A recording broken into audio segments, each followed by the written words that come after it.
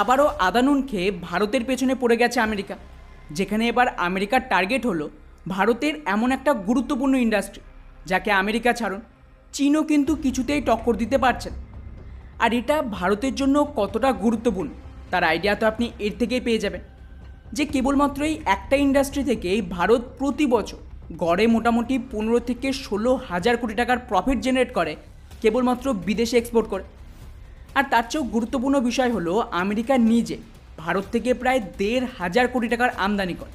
ফলে বুঝতেই পারছেন যে আমেরিকার মার্কেট ভারতের জন্য খুবই প্রয়োজন। আর বন্ধুরা, এটারই ফায়দা তুলছে আমেরিকা।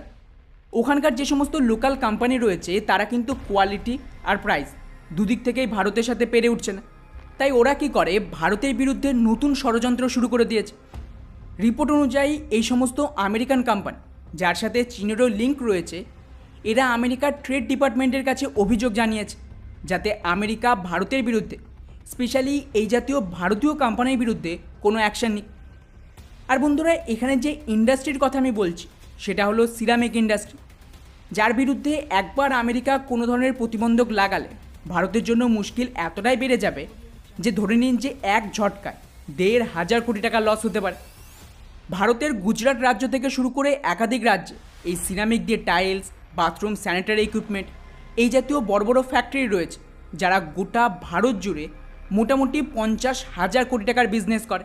মানে প্রায় $6 বিলিয়ন মার্কেট কেবলমাত্র ভারতেই রয়েছে, যার মধ্যে আবার 90% তৈরি হয় গুজরাটে।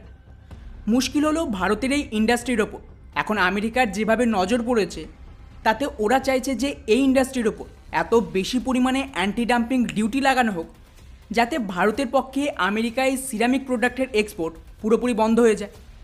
কেন, ভারতীয় সিরামিক প্রোডাক্টের ডিমান্ডের সবচেয়ে বড় কারণ এর কোয়ালিটি তো ভালো, কিন্তু তার সাথে ভারতে এগুলি তৈরি হওয়ার কারণে কস্ট কম হয়, আর আমেরিকার মার্কেটেও ভারত এগুলিকে কম দামে বিক্রি করতে পারে। যেখানে চাইনিজ আর আমেরিকার যে লোকাল সিরামিক প্রোডাক্ট সেগুলো কিন্তু তুলনামূলকভাবে অনেক বেশি দামি হয়। রিপোর্ট অনুযায়ী আমেরিকার লোকাল কোম্পানি চাইছে যে ওদের সরকার ভারত থেকে আমদানি করা এই সমস্ত সিরামিক প্রোডাক্টের ওপর কম করেও 400 থেকে 800% অতিরিক্ত ট্যাক্স চাপাক, যেটা একটা হিউজ নাম্বার। আর স্বাভাবিকভাবেই যদি আমেরিকা ভারতীয় প্রোডাক্টের ওপর এত বেশি পরিমাণে অ্যান্টি ডাম্পিং ডিউটি লাগায়, মানে অতিরিক্ত ট্যাক্স চাপায়, তাহলে এর যে দাম সেটা কিন্তু বহুগুণ বেড়ে যাবে, প্রায় 4 থেকে 5 গুণ বেশি।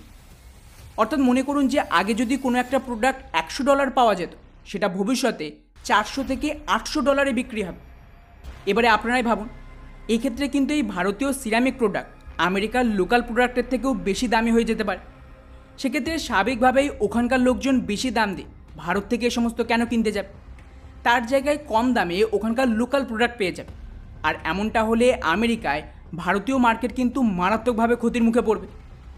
যদিও এখনও পর্যন্ত আমেরিকার সরকার অফিসিয়ালি ভারতের বিরুদ্ধে কোনো রকম অ্যাকশান নেয়নি, কিন্তু যে ধরনের কনস্পিরেসি চলছে তাতে কিন্তু যে কোনো দিন আমেরিকা এই ধরনের সিদ্ধান্ত নিতে পারে। আর একা আমেরিকা নয়, ইউরোপিয়ান দেশগুলোও সেম কাজ করছে।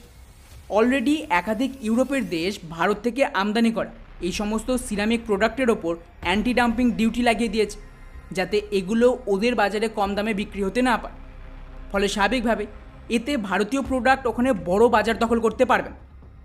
তবে সুবিধা হলো ইউরোপের যে পরিমাণ ট্যাক্স চাপানো হয়েছে তাতে কিন্তু ভারতের পুরোপুরি এক্সপোর্ট তো আটকে যাবেন, কিন্তু আমেরিকার সিদ্ধান্তে ভারতের এই ইন্ডাস্ট্রির জন্য বিরাট বড় একটা থ্রেট তৈরি করবে।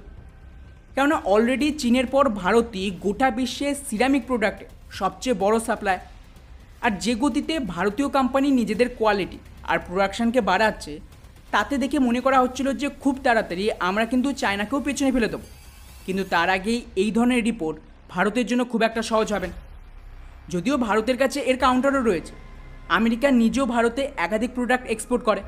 সেক্ষেত্রে যদি ভারতীয় ইন্ডাস্ট্রিকে টার্গেট করা হয়, ভারতও কিন্তু আমেরিকার অন্য ইন্ডাস্ট্রিকে টার্গেট করতে পারে। এখন দেখা যাক যে সত্যিই আমেরিকা এই ধরনের কোনো সিদ্ধান্ত নেয় কি, আর যদি নেয় তাহলে এর কাউন্টারে ভারত কী করবে। বাকি পুরো বিষয়টিকে নিয়ে আপনাদের কী মনে হয় নিচে অবশ্যই কমেন্ট করে জানাবেন। জয় হিন্দ।